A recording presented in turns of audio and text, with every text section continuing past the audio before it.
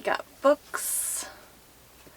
All the books that I've read in October. I actually had quite a bit of time to read in October because I had some time off. So I was actually, during that week that I had off, I think I read about 3 or 4 books that week, which was actually pretty good. They were really quick. They were thrillers, so they didn't really take me very long. I was surprised how quickly I sped through those thrillers because a lot of the thrillers like that I read I could not put down, but October really is the time to read a bunch of spooky stuff and really just kind of dig into all the scary things like, you know, exist in fiction during that time of year. So I'm going to go ahead and get into the statistics of what I've read. In the month of October, I read 12 books. I read 4,231 pages among the 12 books. Among those 12 books, I DNF'd one book at 150 pages, and I don't do that very often, but we're going to get into the discussion about what happened with that. And I listened to 2 books on audio. For the year, this puts me at 101 books out of 80 books that I had as my goal. So I'm doing pretty well as far as my goal is concerned, and I'm still going strong just because I read the books that I wanted to get done, or read the amount of books that I wanted to get done in the year of 2019 does not mean that I'm going to stop reading just because I hit my goal. I'm going to keep going because there's still so many things out there that I want to get to. So in the month of October, the very first book that I was able to sit down and read was Becoming the Dark Prince by Carrie Maniscalco. This is actually the short story that's pretty much an overlap to Escaping from Houdini, which is the 3rd book in the Stalking Jack the Ripper series. These books are just a lot of fun because they incorporate actual live serial killers and history of those serial killers into these books, and these books are loosely based on the actual historical events of these particular serial killers. So what I did was I did go through and I made a little bit of a review, so I'm going to put that into the corner above. It covers some of the 3rd book and it goes into spoilers on the 3rd book, but it also goes into a little bit of more of a discussion on this book as well. I can't really tell you too much about this book because I don't really want to throw in too many spoilers regarding this novella, because it does overlap, and if you haven't read the previous 2 books or you haven't read what happens in Escaping from Houdini in the 3rd book, this will get ruined for you. I can say that what this book is it's an overlap, and it has a lot of Thomas Cresswell, who is our leading guy in this, and it has a lot of his perspective. Pretty much digs into how he feels about Audrey Rose and how he feels about the things that happened in Escaping from Houdini, and it really just kind of gives you more of his perspective and it puts you in his frame of mind. And I really enjoyed this immensely. I thought it was very good, and I definitely gave it a 5 out of 5 stars because it was just brilliant. If you like serial killers and you like the history and you also like a little bit of romance and you like the discovery and the detective work and all that, then these books are a lot of fun and they're really enjoyable. These books are geared towards young adults. So the first actual thriller book that I read on that week that I had off is My Lovely Wife by Samantha Downing. So our narrator is actually the husband. He is the one that talks about everything that transpires in this, and it's actually all told from his perspective, which technically he is the cliche thriller unreliable narrator because he doesn't know everything that's going on, and because he doesn't know everything that's going on, his wife is named Millicent, and she grew up with a really hard childhood. Her sister tried to kill her and ended up in a mental institution, and she's got a lot of craziness, I guess, in her family, and there was just a lot of stuff that went on with this. This was described as Dexter meets Mr. and Mrs. Smith. When I heard the description for it, I was really excited to read it because I loved Mr. and Mrs. Smith, and I loved at least the Dexter books. I wasn't as big a fan of the series, but that's a whole different discussion. Let me just start off by saying that this book is written really, really, really well. Like, it is very clear, it's very concise, and it's very straightforward. This is definitely well edited, and I really enjoyed that. However, thrillers should not be so transparent that you kind of figure out what's going to happen from the beginning. And that was probably my biggest thing. Within the first 50 pages, I already had a really good grasp of where this book was going and what was going to be happening. And all of those suspicions, maybe not to the extent that I had those suspicions, were confirmed at the end of this book, which was a little bit of a letdown for me because I always am a firm believer that if you have a thriller, and you know, some people don't mind being able to know the ending at the beginning, but for me, thrillers are very important to have mystery to their endings, and I don't feel like this really had a ton of mystery for me. Like, there were some things, of course, I didn't see coming. There were some surprises along the way, but I wish that I hadn't figured out the punchline, because for me, those little details like that I didn't know, yes, they made the ride to the end more enjoyable, but I still really wish I hadn't have figured out where this was going, because the punchline should be, in my opinion, one that you don't actually know or don't actually see coming. And I saw it coming within the first 100 pages. Like, for the first 100 pages, like, I really had absolutely no doubt that this is where this was going. I enjoyed it, but like I said, it was a little bit too transparent for me. I ended up giving this a 3.75 out of 5 stars because I don't know, I wanted more mystery from it, and I wanted, you know, like, not to know so many things about where this book was going. So that's pretty much how I felt about The Lovely Wife by Samantha Downing. The next book that I read is Dark Matter by Blake Crouch. I have heard so many things about this. This is actually a science fiction thriller, and this has been going around BookTube and everything for quite a while.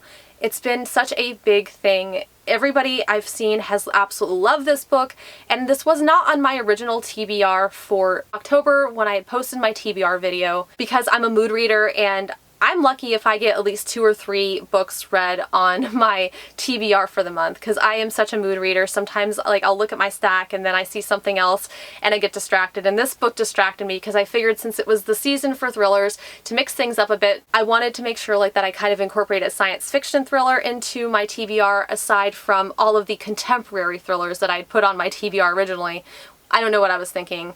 But I read this, and this really deals with identity and alternate realities, and just, you know, the possibility of alternate realities, and how those alternate realities kind of can come together and really affect things. This book was such a wild ride, and I loved the fact, like, that because it was so grounded in science fiction, and there were so many things like that could potentially happen, like, there were so many possibilities, like, in this book, like, there's so many ways that this book could have ended that I never saw the ending coming, that I had no way of predicting how this book was going to end. This is basically about a scientist who kind of missed his glory years to have a family, and then he gets abducted and put into a box, and then when he wakes up, he's in a reality similar to the one where he had originally lived, but there's so many differences, and he's not the same person that they had expected him to be when he woke up. He's not that person from that reality. So things kind of start falling together for him. I really enjoyed this. There's another book that he wrote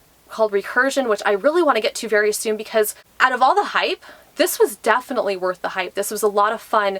This was enjoyable. This was a heck of a ride. And I gave this a 5 out of 5 stars. I loved this book so much. This was such a great ride, and it was such a wonderful science fiction thriller, and I felt like it was very clearly written for the context and the type of things that they are talking about in this book. Now, the concepts are a little bit more complex, like, than your average thriller, because it is a science fiction thriller, but I felt the way that they described it, and they described it in so many ways, that if one way did not click for you, if one of the earlier descriptions did not click, then one of the later descriptions that they give when they re-describe it again will settle with you. Because at the beginning, I did struggle just a little bit trying to figure out what the implications of this discussion was about what was going on in this book. But as time went on, things became clearer and clearer and clearer.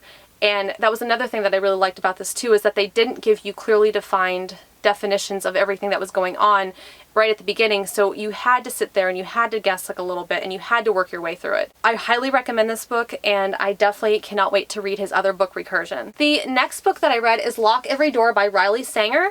This was another contemporary thriller that basically takes place with our main character named Jules, who is really poor. She had a really bad day. Not only did she lose her job on the same day she walked in on her boyfriend screwing around on her, but now she's really poor and she's trying to get by. So she's living with one of her best friends in their apartment.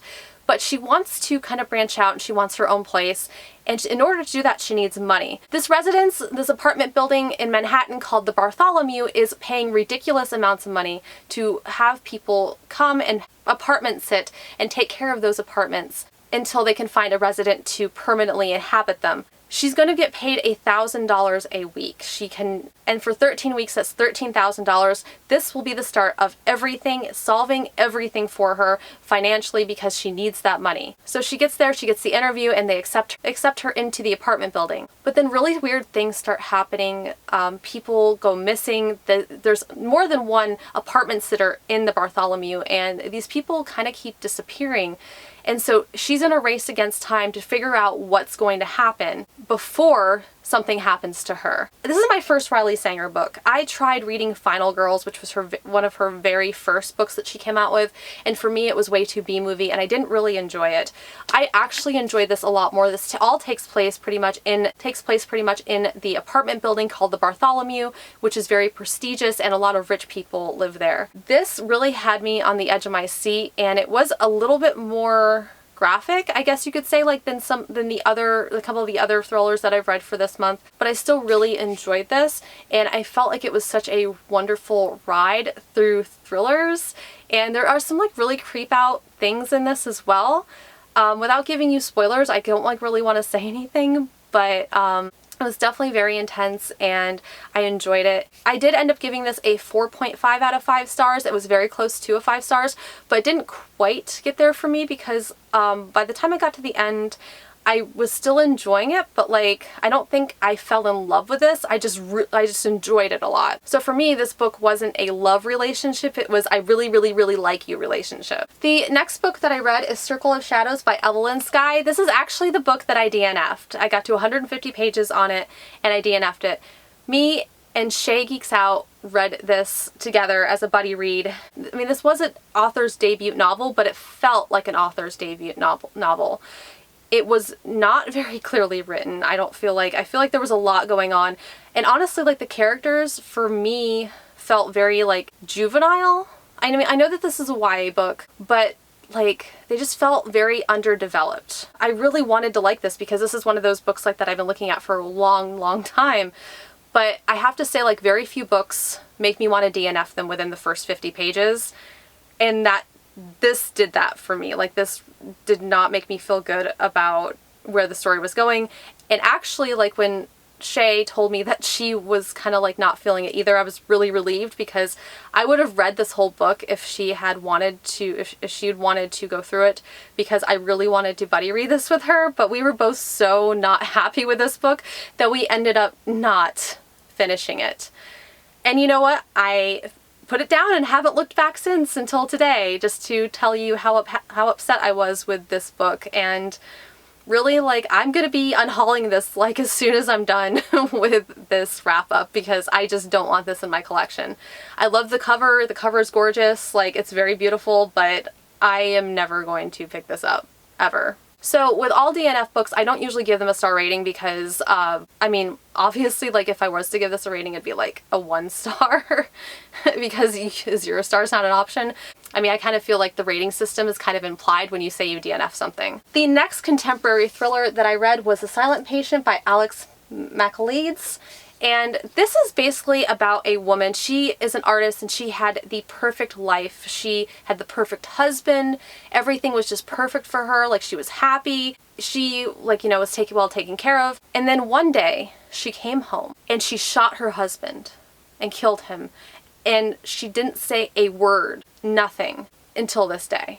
So in present day, we are dealing with a psychoanalyst who goes to the asylum where she's living. Theo Faber is a criminal psychologist who has been studying Elisa for quite a while, which is the lady that murdered her husband and didn't say anything to anyone to this day. So he feels like it could be a really good staple in his career if he's able to help her and get her talking again. So he goes to the asylum, he gets hired, and he starts trying to work with her. A lot of people are saying it's not going to work, it's not going to help her, you can't do anything to help her. But he's very determined.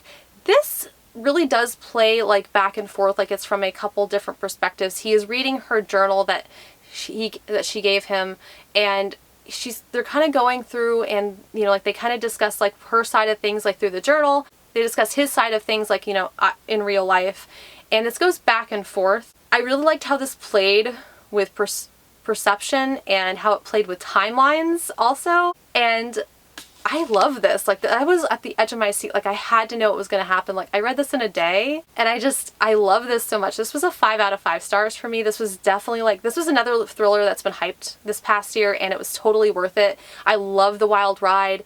I loved how it ended. I loved pretty much everything about it. The writing was very well done, and this was just so worth the read, and it was so enjoyable. The next book that I read was The Shining by Stephen King, and I listened to that on audiobook. I grew up around the Shining movie, and so I kind of wanted to dig into The Shining because Dr. Sleep was getting ready to be released. I was really excited for the release of Dr. Sleep, so I wanted to make sure like that I had not only The Shining read, but Dr. Sleep. So that was actually, Dr. Sleep was the last book that I got to this month, and I will get to that when I get to the very last books that I read, because I'm actually review these in the order that I read them. So this was about a guy named Jack Torrance who, he's an alcoholic. He has a lot of issues.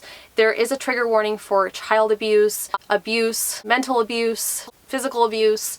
There's also like a lot of violence, like a lot of dramatization of that violence, and so there's a lot of trigger warnings in here. It's a very intense book. It was published in 1977, so for the time frame, a lot of this stuff was not talked about a lot back then, and so I'm sure like back then it was a lot more shocking. And you know, I mean, I was not a fan of them using abuse towards children or like, you know, violence in general as a shock factor, but I still really overall did enjoy the overall premise, if nothing else but for the nostalgic factor, like that kind of goes along with this movie, because that kind of goes along with this book because the movie was something that I grew up with. So it was nice to explore what Stephen King's world, The Shining, looked like through Stephen King's lens instead of the lens of the TV movie. So because Jack Torrance has such a hard time holding down jobs because of his alcoholism, he actually ends up being able to hotel sit for quite a few months with his family at the Overlook in Colorado. Now, during the winters there are very harsh. He has to monitor the boiler, he has to monitor, you know, like the entire grounds, take care of everything, and he figures like being the fact that, you know, he's going to be in such an isolated situation in the mountains, like where, you know, like they get snowed in frequently, like during these harsh months at the Overlook Hotel, that while he's hotel sitting that he'll have time to write his book. What he doesn't really expect, what he underestimates, is the fact that this hotel has a lot of very mean, very cruel, angry spirits that are looking for revenge. And his son, Danny Torrance, is a very, very powerful shiner who the spirits kind of feed on. This kind of escalates from there. I ended up giving this a 3.5 out of 5 stars. I know like that this is a very big classic, and I feel like some of the things, like for me, like I've struggled with, especially because it was written in 1977, but I do see why it's a classic and I do see why it's so popular, and I did enjoy it, but once again, it was not another like one that I absolutely adored. So I ended up giving it a 3.5 out of 5 stars. The next book that I read is I'm Thinking of Ending Things by Ian Reid. There's so much to be said about this book, and there's so much like that I can't even describe about this book, because honestly, like this book was such an experience, like that this is one of those books that you have to read and then read again. This isn't one of your standard thrillers. I mean, it is a contemporary thriller and there is a lot of things going on, but there's also a lot of things going on underneath the surface too, and because of who is telling the story, like this is once again another case of an unreliable narrator, because basically like this person, the main character who is in this, you really only know kind of like what's in her headspace, and so everything that you see through the lens of her eyes, and you see her perspective of those things. This was such a wild ride. This is not one of those thrillers like that you can fully appreciate during the first read. And actually, after I finished it the first time, I kind of had to go back and thumb through it to try to figure out exactly like what I had just read.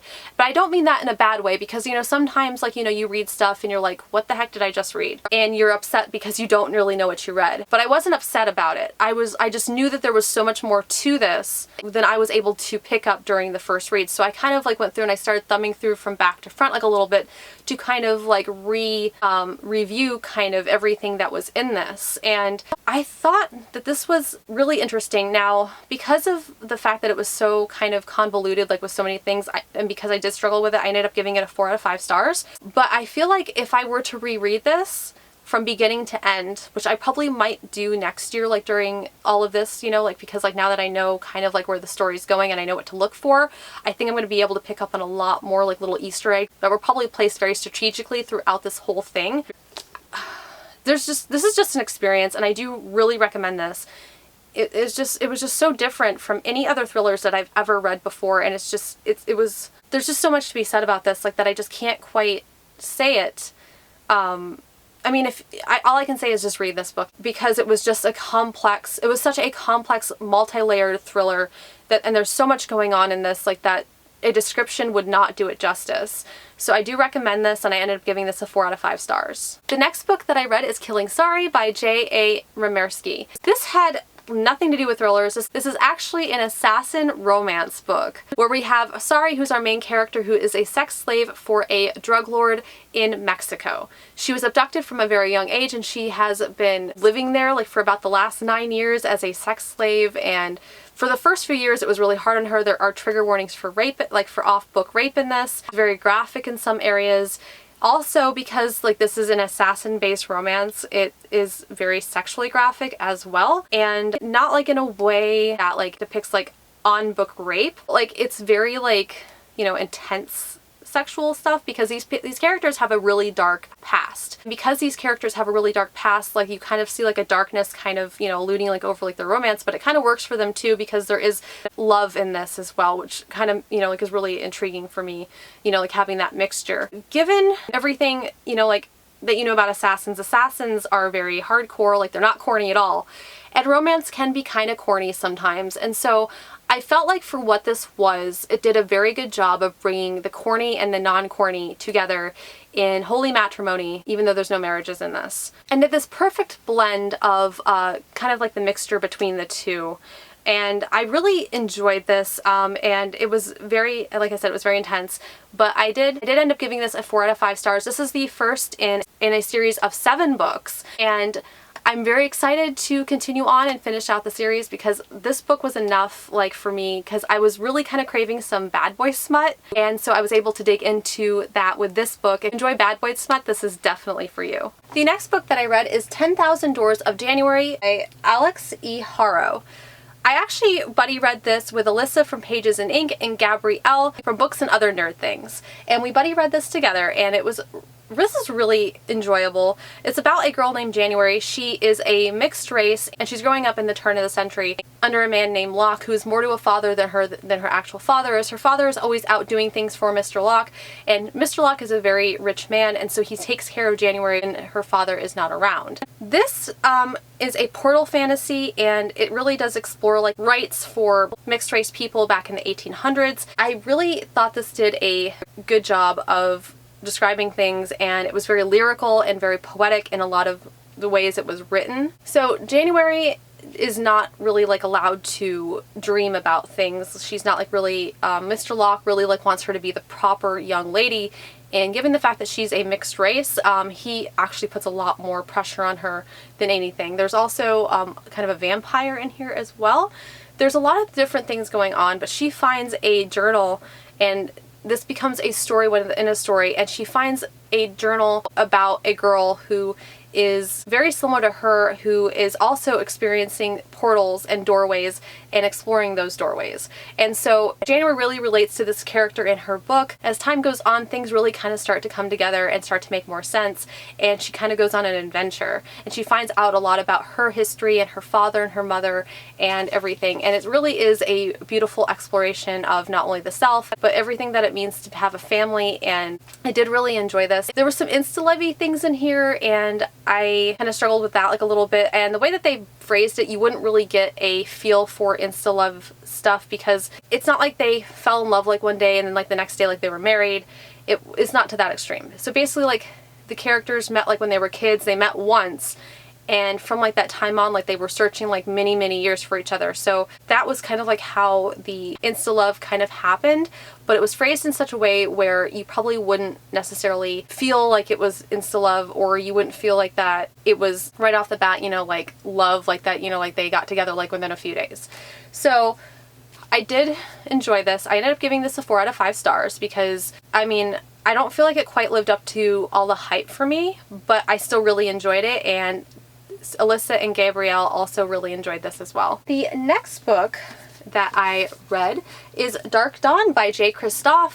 This is the final book in the Nevernight series. I finally got to this, And I have to tell you that I was not disappointed by this at all. Like, I know this has been a long time coming, and all three of these books have been such a journey, and I don't want to say too much about this book, but I can tell you like that I was very pleased with the ending. I thought it sewed everything up very nicely. It was like kind of put like into this like neat like little package, but there was also like so many things going on, and I feel like that the epicness of the final battle and everything that happened in this really did feel like it lived up to the hype, and it did really capture everything that it needed to capture to make this a memorable experience and a memorable series. So I did end up giving this a 5 out of 5 stars. I thought it was really fun and I really enjoyed it. And of course, you know, Mia is a very foul-mouthed girl, and it's very gritty, and it's also got a female-female romance.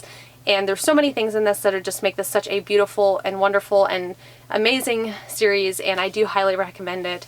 And Mia is for those of you who don't know what the series is about, Mia is an assassin, and she kills people, and she's on the hunt for revenge because her family was killed by like some of these dignitaries like that are in God's grave.